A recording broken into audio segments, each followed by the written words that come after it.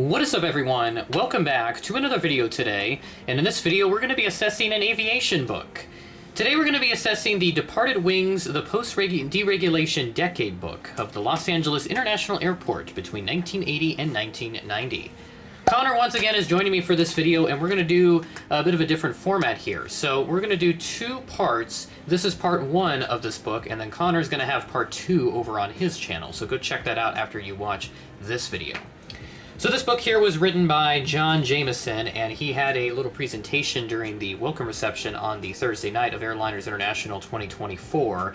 It was a really great presentation that focused on the history of Kansas City airports and airlines, had a bunch of great pictures in there, and he also had this book up for sale which focuses on LAX. And I haven't seen this book yet, Connor hasn't seen it yet either, so we'll be very excited to take a look and see what lays inside this book. But it looks like it's mostly pictures with some captions, so we'll go ahead and assess the photos, just provide a reaction, you know, do all that fun stuff. So here we go. Now this is a little bit of a interesting setup here, but we'll go ahead and do a book. So there his signature there. Enjoy AI 2024. Departed Wings, the Post-Deregulation Decade, LAX in the 80s. And here's a little about section with the photos over here. So this is how the photos came to be. And then there's some information about the front cover and the back cover stuff. And then a little bit of an introduction section so you can pause to read any parts of this book as you see fit. All right, here we go, Connor. Let's go ahead and take a look. What is inside? So here is information about LAX. Very nice. Looks like some just basic information about what aircraft came in, what other fun stuff happened. And then here's the next page. Very nice. Of the 84 airlines that are pictured in the book, only 27 remain in service at the end of 2017. So that number is probably different now, but let's go and take a look. Very nice assessment right here. So go ahead and try to put both pages into the shot. On one side of you will be on the Yep, other. there we go. Okay, so Continental DC-10 up next. Very nice. Gold carpet service flights from Denver. That is very nice. Very cool. November 60854 pictured over there. And then we have a little Metroliner here. This is Cochise Airlines, one of the first carriers to receive official commuter certification by the Civil Aeronautics Board. Very nice. 1971 is when they were established. That is very cool. This is a swearing-in SA226TC Metro 2, so one of the older Metroliner variants. Go ahead and flip the page. I'll have Connor help out with flipping the page. Here we go, Swift Air. This is a F-27, I believe. Yeah, Friendship aircraft. This is an F-27-600, so I believe this is a lengthened version there on the left.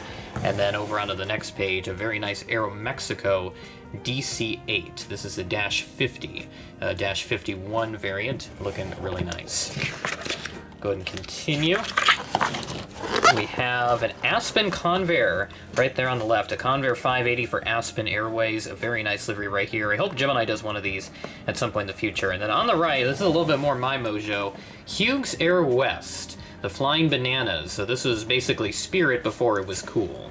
And a little bit of a fuel mark there, just a burn mark from the exhaust on the rear of the aircraft. November 9331, so that one probably flew all the way to Northwest.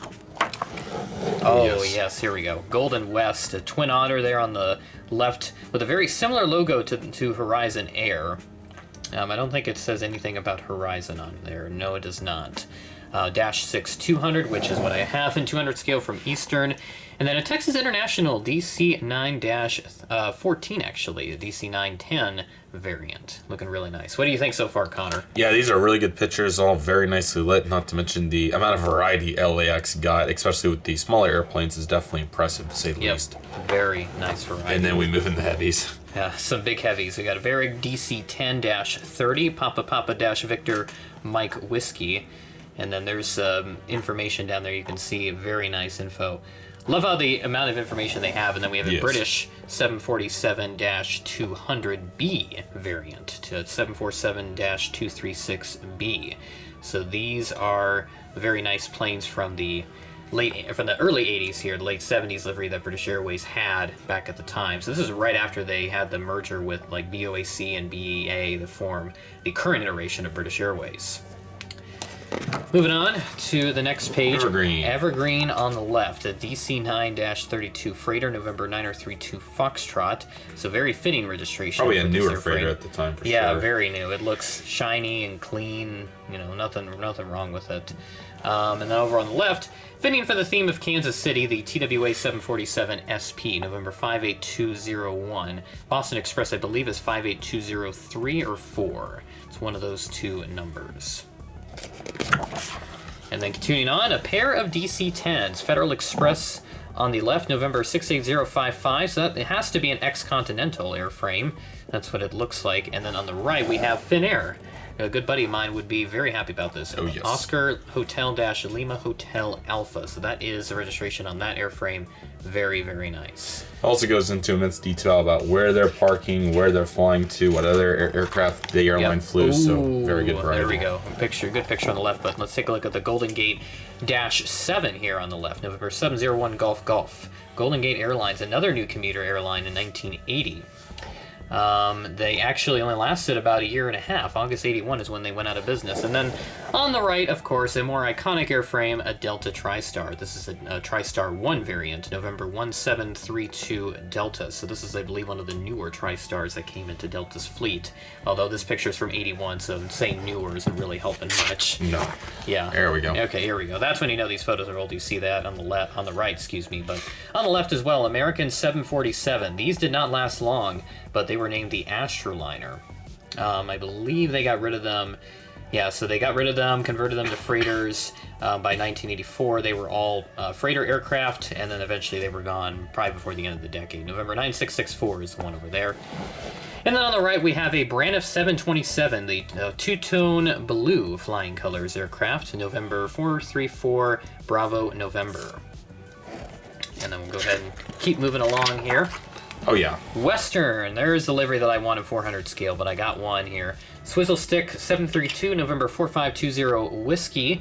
On the right, we have a very nice Transamerica DC-8 73, and you can tell it's a 73 or 71. They usually have much bigger engines. The 70 series DC-8s, those have bigger engines. Those are newer CFM 56s. Oh, yes.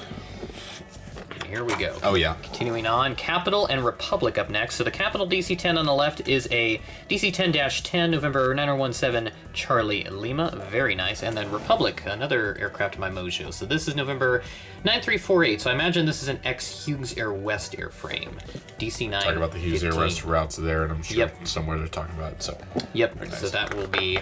Big subject to airline deregulation. Yep. Musair up next, a DC-9-82. It's actually an MD-82. Yes, we do need them. November 930 Mike Charlie.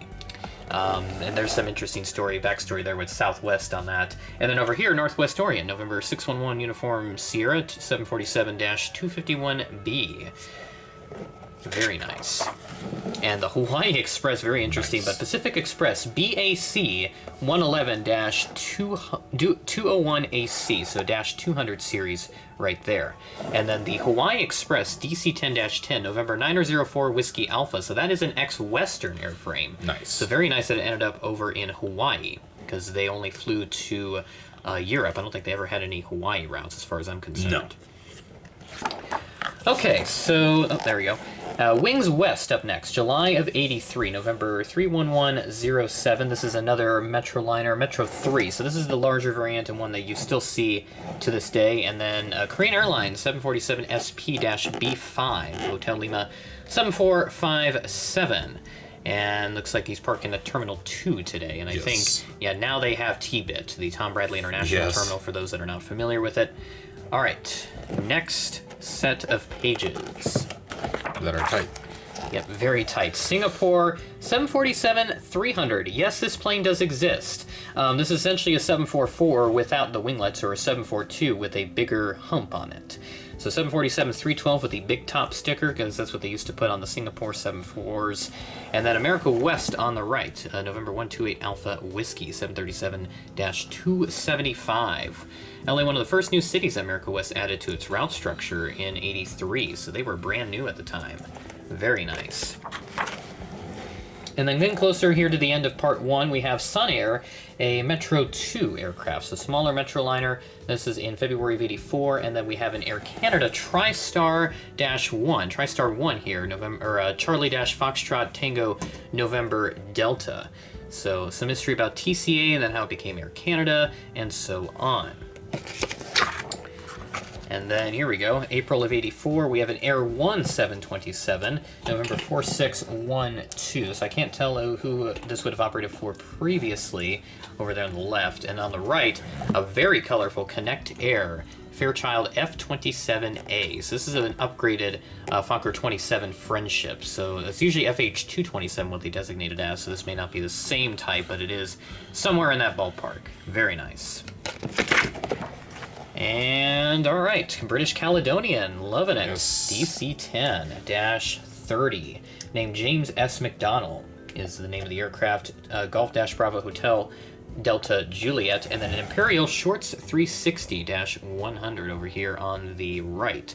So another one of the local carriers that existed between San Diego and the desert community of El Centro. That's how they started, and eventually they grew 8 destinations out of LAX.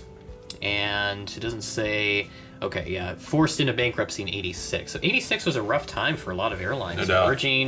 Merging with other airlines, going bankrupt. It seems like something happened around that time. And then we have Alia Royal Jordanian 747-2D3 Combi. So it's a little combi, so it should have a cargo door on this side somewhere. And then on the right, Air New Zealand 742. Tokomaru, I believe is the name. I think that's how you say it. And this is displaying the tribal Maori Kora symbol. I'm not sure if I said that right, I probably didn't, so apologies on that, but we'll make it work. Should be getting close here to halfway, but very nice. July '84, we have a Hawaiian DCA-62H. Not familiar with that type, a 62H, so that must be, maybe H is for Hawaii. That would make sense because this is Hawaiian Air operating it. And then on the right, People Express 742. And this picture taken in September of '84. I don't remember what month was the halfway point you marked. I think December. It was December. Okay. We got $129 tickets, which is really nice. Yeah, $129. That is awesome. Wish they were still that low to this day. But Connor scores great deals on many of his travels. A couple more jumbos up next. Alitalia 742. 7 months old at the time this picture was taken. And then an SAS. Doesn't say how old this one is. I don't think. No. Yep. 747-283B, so another B variant. Go ahead and continue here. There's some December pictures up next. So we have Braniff 2 up next. So this was based out of DFW and had 30 leased 727s, and they had this Braniff 2 livery is what they call it. I think Braniff 3, they had something a little similar, but it was actually more with in line with the original Braniff with the different colors and all that. And then we have a TWA 767-200, their first twin-engined wide-body aircraft that they had in the fleet. November 602 Tango Whiskey, the second 762 to go to TWA. And last one. And then the last one here on the left, we have this Airliners Argentina 747-287B, seen over the numbers of runway 25 left on an early morning flight. Very nice. And love the additional service. And they did have comments as well way back in the day. That is cool. Yes. I did not know they had comments, but more you know. All right, that's all we have for part 1. Head over to Connor's channel for part 2. We'll go ahead and start off with that 727. And I think, yeah, you'll be filming this next part too. Yes. So we're gonna go ahead and do that. So head over to Connor's channel for part 2 of this book, and we'll see you guys in the next video.